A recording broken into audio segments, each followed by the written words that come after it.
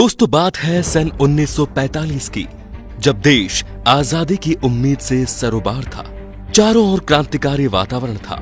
ऐसे में एक गढ़वाली परिवार में जन्म हुआ बेहद ही साधारण से दिखने वाले बच्चे का पूत के पांव पालने में ही नजर आने लगते हैं। पिता आर्मी ब्रिगेडियर थे, तो देशभक्ति के संस्कार खून से ही मिले। कुशाग्र बुद्धि और बहुत कुछ हासिल करने की चाह के चलते 1965 में आईपीएस टॉप करके ही माने।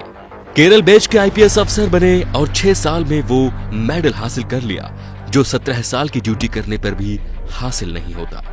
मन के भीतर तो देश के लिए कुछ करने की ख्वाहिश सुलग रही थी।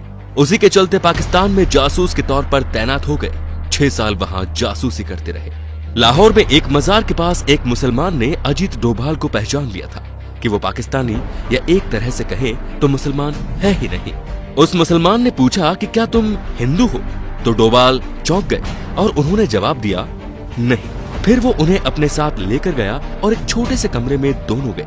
उसने कमरे का दरवाजा बंद कर दिया और एक बार फिर उसने कहा कि देखो, मैं कह रहा हूँ तुम हिंदू हो।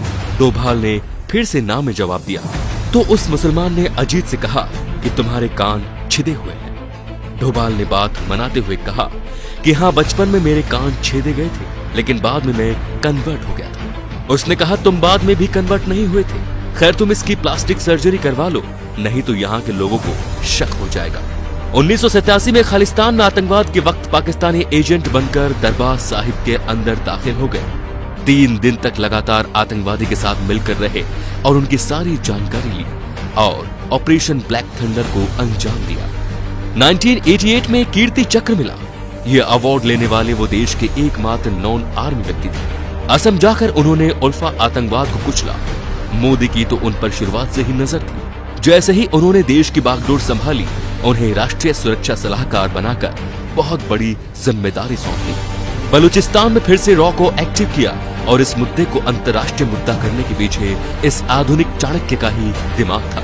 केरल की 45 ईसाई नर्सों को ईरान में आईएसआई ने जब किडनैप कर लिया था, तो वो स्वयं ईरान जाकर बिना किसी नुकसान के उनको वापस लेकर देश आए। मई 2015 की सर्जिकल स्ट्राइक के वक्त तो एक इंसान जान गया कि उनकी अहमियत क्या है, जब म्यांमार से 5 किलोमीटर अंदर घुसकर 50 आतंकवादी को मारने का कारनामा उनकी ही कप्तानी में हुआ था। नागालैंड के आतंकवादियों से ऐतिहासिक डील करवाने वाले और उनसे हथियारों का समर्पण करवाने वाले वही थे।